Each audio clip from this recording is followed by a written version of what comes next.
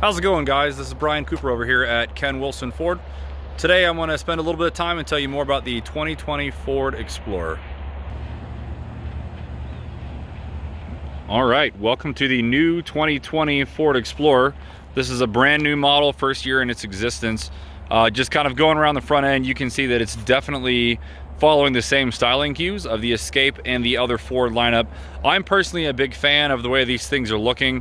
I just think they've got a really nice stately look about them, but still looks professional, still has kind of like a sporty edge to it.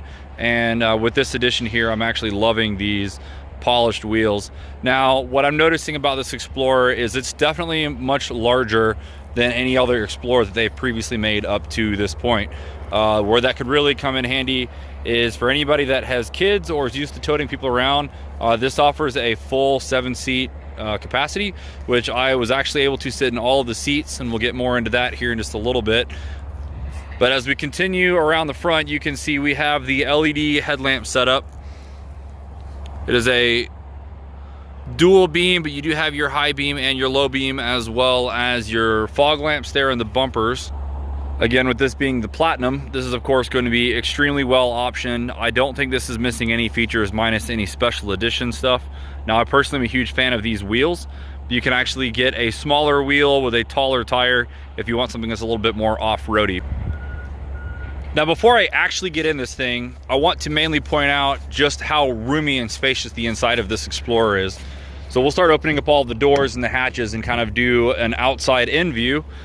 So this one, of course, also has the two-tone interior. Pretty much anything that I'm ever going to check out is going to have a two-tone interior. But you can just see how tall the seating position is here and just how much room there is in the front seat.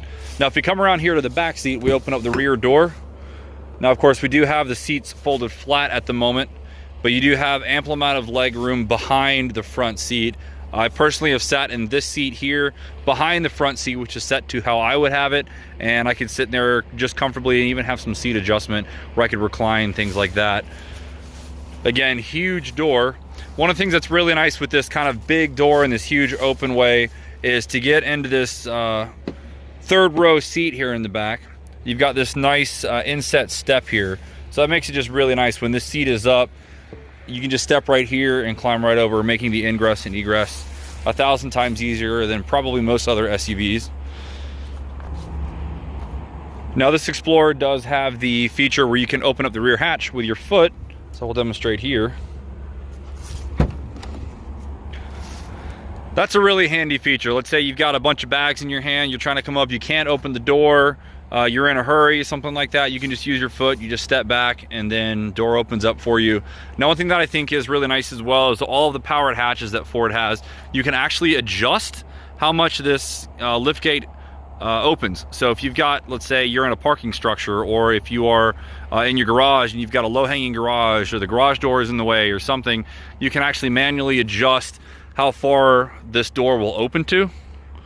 You can basically just set it in place and then lock it here so that every time it opens, it will open to that specific level you wanted it to be at. Get it open here again. So again, just pointing out the space of this Explorer, this just has a ton of room inside here. Now, something I want to point out here is there is actually 4 feet of space in between here. So there's a lot of things. I'm specifically thinking about lumber that you could technically fit in here. You've got a flat load pan, lots more room than you've ever had in the other Explorers and a lot of other SUVs. Now, what's nice, they have also this kind of storage feature where you've got storage underneath of here. You can move some of these dividers around, so if you want to set these up separately, this cover here actually flips over and is carpeted on one side and is plasticky, rubbery on the bottom side. So that's really handy if you've got like muddy boots or a dog or something like that, and you want to, you know, kind of rinse it off. You don't want to get dirt on your nice carpet. That's kind of a nice handy feature there. And we'll come back around here.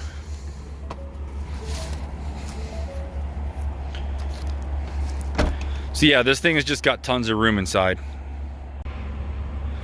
Now, the next thing I do want to show you is just how much room there is on the interior when you are an actual passenger. But before I'm going to do that, because we're going to start here in the rear seats, let's use the power feature here to actually move the seats back up to the up position. Now you can move these separately, so if you just want to put one seat down, maybe instead of the other, you can do that one by one, or you just have a one button feature where you can just lay them both down. That just makes things super handy. Alrighty, let's climb into the back seat here. And I mean the back seat.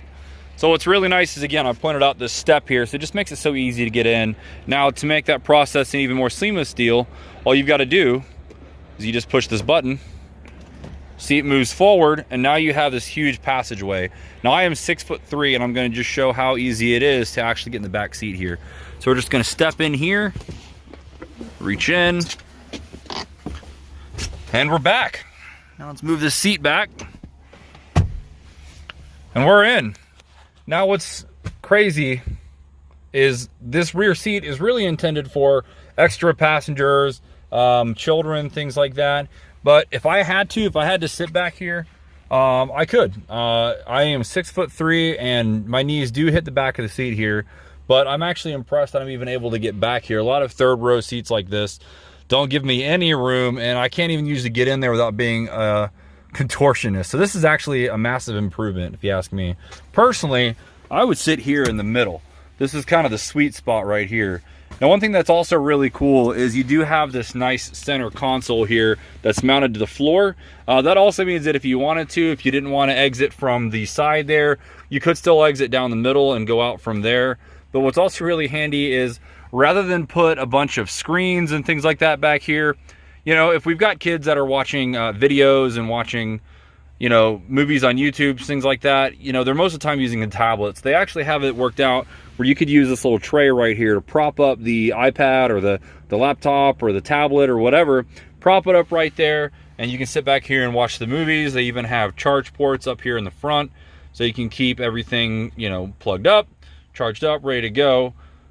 It's just kind of a handy smart feature. That's something they didn't have to do. A lot of companies would just leave this open and you just have this empty floorboard. I mean, it's what a lot of minivans are like, but they actually went a step further and even thought about something like that. Now you just have some cup holders and some pockets back here, so there's, you know, no short supply of space or cubby holes, things like that, even all the way back here in the back seat. The third row seats do have their own vents, which was a surprise to me. And they even have their own lights here, which you can manually engage for somebody that might be reading, something like that. All right, and welcome to the middle row seating. Now, let's just say you're on a road trip, you're tired, you know, it's dark, you're going to grandmother's house, getting ready to go for Christmas. You know, you might just want to, you know, recline your seat back a little bit. Oh, let's just say it's early in the morning and the sun's coming out and it's just really bugging you. You know, sometimes you just wish you didn't have that light in your eyes. Well, no worries. We can just put a little window screen up here, and now we've got a huge block of the light out. And they have that screen here on both sides. You can put that one up there as well. They definitely paid attention to the creature comforts of people that would be sitting back here. And honestly, this is actually pretty comfortable. Must say so myself. And now we are in the front passenger seat. Now again, it's Christmas. You know, we're going over to grandmother's house. You know, you got the adults are sitting up front here. You got you got your daughter in back. You know, you've got your daughter's boyfriend who you're not even sure you like sitting right over here. The real adults are going to sit up here. Now, what's really nice is it doesn't matter if it's a stressful holiday or just a stressful commute to work, or even if it's just a day that you want to be taken care of. There's even some features up here for both the driver and the passenger, which were definitely a shock to me and something that I'm only used to seeing on really high-end vehicles. But they are here, so let me show that to you. I say we go ahead and get ready for this road trip. Let's get really nice and comfortable. Let's move the seat all the way back. Oh yeah, that's so much room. But you know what, my back is really sore and I don't have time to go to the masseuse. You know, we're on a road trip. Why don't I just give myself a back massage while I'm in the car?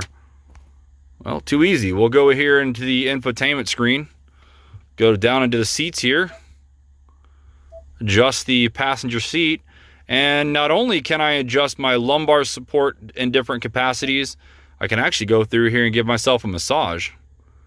Let's go with the relax recovery. That sounds like a really good thing to do. And you know what? It's been a really tough day. It's Friday. I want all the massage. Oh man, that is really nice. So what you can kind of see here on the screen is just like any other massaging chair that you might buy from, you know, a store at the mall. This is massaging me on the cushion on the bottom of the seat, as well as on the back. Oh man, this is kind of distracting actually. Now you can adjust that for both the driver and the passenger, and I just think that's awesome. You combine that with the fact that you can put heated seats on, and that'd be the best road trip ever, am I right?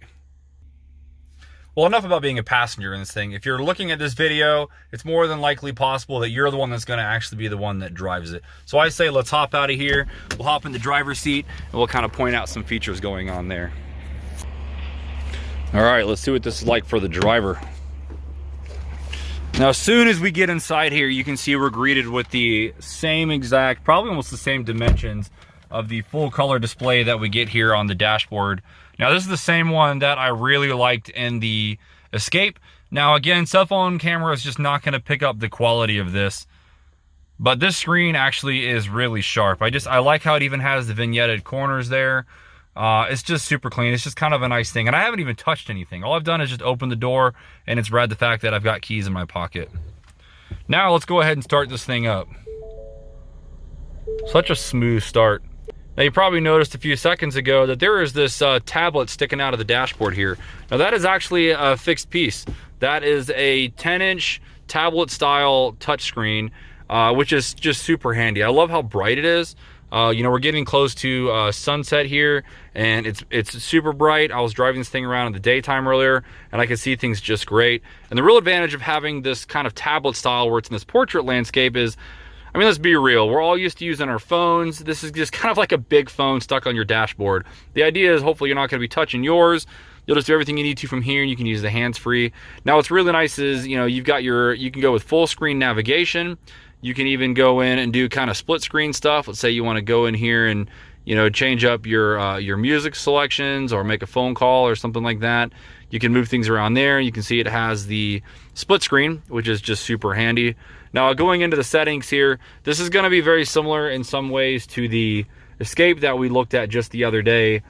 Now, you've got all of your kind of advanced features that are done through here. Thankfully, I'm a huge fan of having buttons, like real buttons to interface with stuff you'd use every day. So all of your normal stuff, everything you'd normally use, your volume, you know, your radio stuff, all of your AC buttons, you know, if you want to turn that on, are done through here. Even your heated seats are done through here. Your cooled seats are done through here. You even have the heated steering wheel, which, by the way, just heats up so quickly. I mean, before this, like probably 15 seconds into this truck, the steering wheel is already warm. That's a super handy feature. And honestly, if you've never sat on cooled seats, you are missing out on one of life's greatest pleasures. So what I like is all of your normal kind of buttons are handled here. Anything else you'd want to do, this does have ambient lighting. So if you wanted to change some of the colors on that, you can do that. Those ambient lights are found kind of all over the place. I even saw one in the door handle in the rear seat, which is kind of handy. Usually that stuff is only in the front. But if we go back into this, we'll go back into your settings here. Now this is where you can find all of the different driver assists that you have. Now this is going to be very similar to what we had in the Ford Escape. Any of these info buttons you can hit will kind of explain to you a little bit more in detail what we have. Now I'm not going to point on every feature. I did that with the Ford Escape video. But if you go through and look at the new stuff, you actually have blind spot monitoring for when you're connected to a trailer. That is really handy. That means that actually pushes the sensor out a little bit further and at a different angle. So if you're towing something behind you, it'll also check your blind spots while you're towing. Really handy. This trailer sway control is, I think, kind of neat. I don't think I've ever seen that in a car before. So if you get under heavy braking, this will kind of help control, kind of like an ABS system for your trailer. That's just really smart. That's something they didn't have to do, but they did. Cross traffic alert, I think, is one of my favorite things. I get such anxiety when I'm pulling out of like parking spots at shopping centers and malls. You know, even if you back in or whatever, you know, you try to pull out as slow as you can, and there's always somebody that's in a rush to run through the parking lot, and they are always right and you're always wrong, and they will not stop for you. So you end up having this you know, lovely accident while you're just trying to get home. But this is one of my favorite just kind of safety features. It's probably the one that impacts me the most, just because it does have those sensors that'll pick up if you're going forward and backwards. So that's just some of the new stuff. Now the reverse brake assist is really nice. That means if you're backing up, let's just say somebody runs out, or there's a trash can, or God forbid a light pole that you might have missed, it'll pick that up, and I think it's up to like 7 miles an hour. It'll actually stop the vehicle, and then it'll give you like a big notification on the screen. So that's really handy. I've definitely been in situations where that comes in handy. Now you've got a ton of cameras on this thing as well. And what's nice is you have a really quick way to access that. So if we just press this camera button right here in the dashboard, and we're not even in reverse, we're in park right now. What's nice is you can pull up your cameras at any point here. You've got this nice 360 top-down view, which I love for backing into parking spots because you can kind of line up your lines there. It's also great for just seeing around you for safety. But you've got your front camera, and you can even go in this kind of split screen wide angle front camera. And again, that's just really handy if you're pulling out into things. You can see that's basically mounted up there on the front bumper. You can see there's the trucks in front of us there, and you can, it's like almost having a second set of eyes, honestly. That's just something that's really handy. So we'll jump out of that. Now this, of course, does have a lot of drive modes. This is an all-wheel drive vehicle, but it does have a lot of different functions, and the way these are accessed is here through this rotary dial. This is very similar in feel to the selector switch here for the transmission, but this drive mode is really nice. You can just kind of change things on the screen here. You know, you've got most of the same modes that you have with the Escape and some of the other SUVs in this lineup. The new ones that you have is you do have Sport, of course, is not new, but it's, again, my favorite one. But you actually have this towing mode, which is to be expected. And this basically changes like how often it shifts. The power delivery, you know, kind of focuses more on low-end torque, but then also trying to maximize fuel efficiency, things like that. It'll use engine braking when you're going downhill, so you don't have to go too crazy on the brakes going down. And this is just really easy to change. So we'll put it back into normal mode. Actually, I'll show you. We got, you know, your kind of wet and snowy stuff. You do have a trail setting, which is nice. That's kind of like for gravel and rocks and maybe some grass and mud, things like that. Hold on a second. I did not notice this before. So if we put this in the trail mode, that's I'm such a nerd with this kind of stuff. Look at the contour lines that are now on the gauge cluster. Those are contour lines like on a map. Probably nobody else would notice this kind of stuff except for me, but that is just really neat. It's like having two little hills and a little, you know, draw or a cut or something in between the two. That's just too funny. So again, we've got, you know, your deep snow, sand. That's kind of for your soft, deep stuff. But we'll go ahead and put this thing back into normal mode here. All right, so we're back into normal mode. Now you can also customize the screens that are on the left and right in here. So you can see right now it's set up on, you can kind of see it right over there. It said calm screen. That's if you just want to have nothing on there basically, except for you can see like your music. I think it might give you some basic turn-by-turn directions there, and obviously your speed. You know all the little stuff there down at the bottom.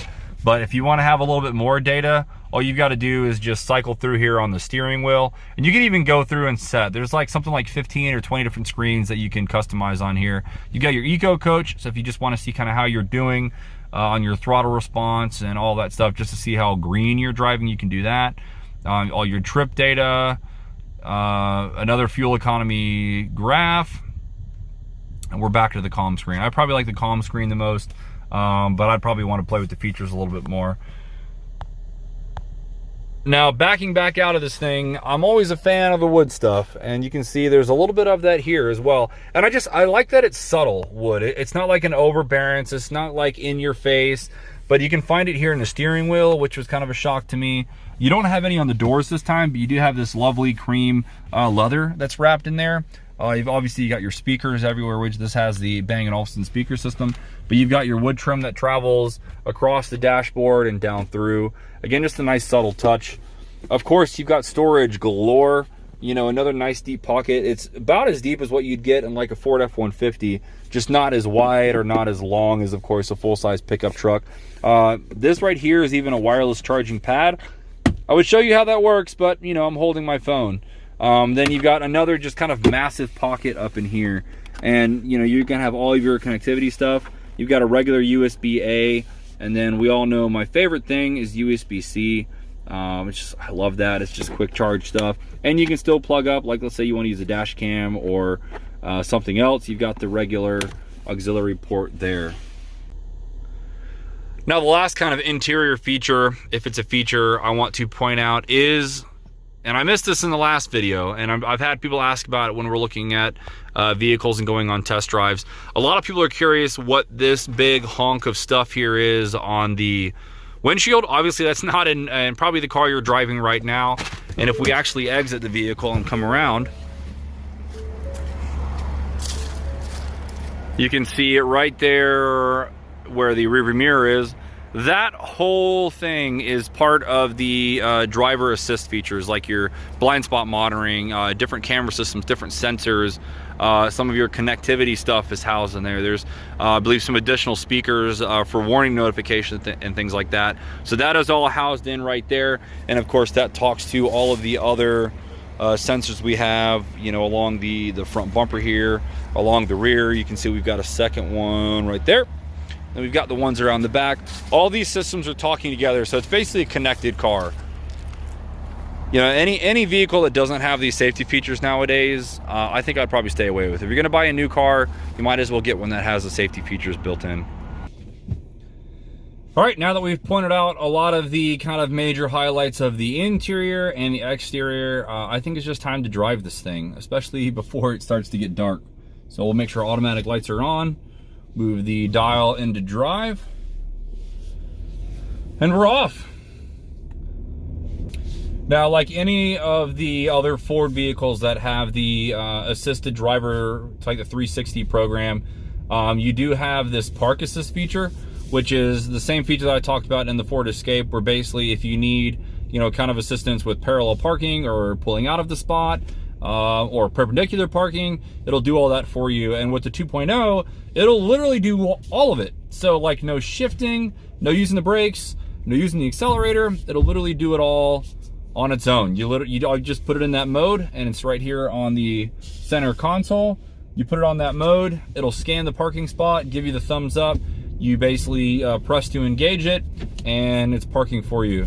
It's a weird sensation to have that happen for you versus having to do it yourself. Now, one of the big things that Ford is known for right now is their EcoBoost engines. I don't think there's a vehicle you can buy in the last few years that doesn't have an EcoBoost engine in it. Now, this one that I'm in has a 3-liter V6. Of course, it's EcoBoost, which means it's turbocharged. This one has, this one actually has 365 horsepower. And that's more than what most people are used to driving around when, if they haven't had like a sports car before. And I'm just gonna say, this thing hauls. I mean, this is a large SUV. I know we're not even an Expedition or, you know, like a Super Duty pickup truck. This thing is pretty big though, and it moves around like it's very quick on its feet. One of the things that I also thought was really shocking about driving this thing around, even just driving around the parking lot a little bit, is I like how well it's managed. You have a ton of space inside here. You've got the same system here with the dual moonroof, which just gives you a ton of space inside. The visibility out the front is awesome. I can see right to the edge of the fenders on both sides. You know, even just kind of looking through the mirrors, I've got a really good sense of where this truck is while I'm driving it. There's nothing that feels too cumbersome about this. And I'm usually one that drives like a smaller passenger car, or, you know, maybe like something sporty like a small, you know, sports car or something like that. And this feels great driving around. Obviously, with any kind of, you know, SUV or pickup truck, you're going to have just a nice higher vantage point. You know, you're going to kind of sit above everyone else. But this is just, I think this is like the perfect size SUV. It's just great to drive. Now, steering response is pretty good as well. Now, this is a longer vehicle, so you're not going to be making a ton of super tight turns with this. But what's nice is, for it being the size that it is, it feels very tossable. And I imagine if you put that in the sport mode and you kind of control where the power band is on your shifts, it's just going to make things even better. Now, if you listen, you shouldn't hear anything right now. We're right now sitting at a red light, and as soon as I pulled up and stopped, the truck turned off. That is to save as much fuel as possible. There's no delay on it. Now, you can go and turn that off, You can set it to a delay if you want to be like a 30-second or a 1-minute delay on that. But the way it defaults, you stop and come to a complete stop and that system will turn on. And what's funny is this is now the 3rd Ford vehicle that I've driven this week with that feature, and I didn't even know that it had it. And I was somebody that was super against that kind of thing. I just thought it was super invasive. I've been in other SUVs where it almost sounds like a small diesel engine, like a generator that's like kicking up and starting every time the truck would turn off and turn back on again. But this thing is so silent, I didn't even know. And the vibrations are almost non-existent. So you come to a stop, the truck turns off, and you don't even know it. That was what was really shocking to me. Even more shocking is when you actually start driving and the engine cuts back on. Again, there's no violent shudder. I'll actually pull into this parking lot here and we'll demonstrate this again. Maybe you can point it out and tell me on the cell phone video here that that I'm full of it. So we come to a complete stop. The truck is off. It's completely silent right now. Now all my AC still works. All of the screens are still on, but the engine is not idling at all. So we are not using any gas. I could sit here for an hour and not use an ounce of fuel. Now, if I need to kick on for the AC, it might. But now all I've got to do is just let off the brake and we're starting again. And it's already starting to move forward. And I just think that's insane. We'll do it again.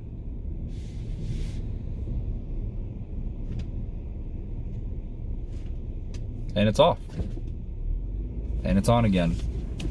I know it's not a new feature. I know there's a lot of cars that have that mode that engages for economy. But out of all the vehicles that I've driven that have that, these, obviously the Explorer, I drove the Fusion today, and then the Escape the other day. These are the only ones that I've driven with this feature that I've actually enjoyed, maybe, or didn't even notice that system in place. So, hats off to Ford and their engineers for that. Another thing that I just thought was really neat when I was driving this thing around the parking lot is this has an automatic hill assist. So if you've not been to Ken Wilson Ford, that dealership is parked on a crazy steep hill, and getting in and out of the parking spot sometimes, can be a little bit tough if the vehicle's down the hill from you and you've got to pull forward. But what's nice is it was really weird. I put the car into drive and I didn't even put my foot on the gas, and it was just sitting there. It wasn't moving. It wasn't going backwards. It wasn't going forward. It just sat there. And then as soon as I just started to give a little bit of throttle, it started moving. There was no stuttering. There was no jitteriness to it. There was none of that. It just was a super smooth engagement. That's probably a feature that most people wouldn't even notice. But when you live around the mountains like we do, having that kind of thing is nice. And I know I've seen that in the stick shift cars, but it's even nice to see that kind of feature in an automatic. It just kind of gives you a little bit of a peace of mind that you're not going to roll back into something or roll forward into something. Just super handy. Now there's 2 more features that I want to talk about with this Explorer while I was driving, and these are things that are specific to the new 2020 Explorer. There's a special Michelin tire that's equipped on this thing that is a run flat, but it's a run flat that's specifically designed for punctures when it comes to like a nail or a screw or anything that's about a 1/4 inch in diameter. It can actually take that puncture and seal it, and it'll still be drivable at highway speeds. Now obviously you don't want to drive on that for long, but that's just a really nice kind of run flat feature that's really designed. So let's just say you want to take this thing off road and you get into some sticks, you get a stick or something like a root, something that kind of can puncture that tire. You don't have to worry about putting a spare on or getting stuck and having to call a tow or having to patch it yourself while you're on the side of the road. It's basically a self-patching tire. That's something that I thought was really neat. Anybody that does off-roading knows how handy that can be. The other thing that's very specific with the new 2020 Explorer is it has a road sign detector. So you can be driving on the highway, and if the speed limit changes, it'll actually tell you on the navigation screen. Like actually right now, it's telling me that I'm in a 35-mile-an-hour zone. I guess that was the last sign that it picked up. But my favorite feature with that is with adaptive cruise control. I always say adaptive cruise control and cooled seats are like my favorite features that I would use almost every day in a modern car. And This truck being able to read those road signs doesn't just tell you what the speed is, but will automatically adjust your speed to accommodate for that. So that really means no more getting stuck in speed traps. You know, I've traveled a lot to Charlotte along Highway 74, and for the longest time it would jump around from 65 to 55 to back to 65, and then sometimes down to 50 again. And I've had speeding tickets back in the day because I just wasn't paying attention to all those different things. I would just set cruise control and just keep on driving. But with this thing, you set your adaptive cruise control, it'll pick up on those road signs and automatically adjust your speed so you're in compliance with the law. And I just think that's super smart. That's the kind of technology that I like in these newer vehicles that isn't invasive, but it just enhances your driving experience. Now, this truck is never going to drive itself completely. I'm not a huge fan of that on the grand scheme of things, but anything that will actually positively affect the driver and make your life easier, I'm always a fan for. And oh, by the way, we still have massaging seats on this thing. So who wouldn't want to drive this thing on the road? Well, folks, those are my thoughts on the brand new 2020 Ford Explorer. As you can kind of see behind me, we have a lot of different options for these Explorers over here at Ken Wilson. Different colors, different, you know, options. If you want the XLT or if you want the full luxury versions, we have all those here. So if you have any questions, obviously there's gonna be features that I missed. You know, if there's something that you wanted to hear more about or had questions about, feel free to message me or feel free to call us here at the dealership. Thanks and have a great day.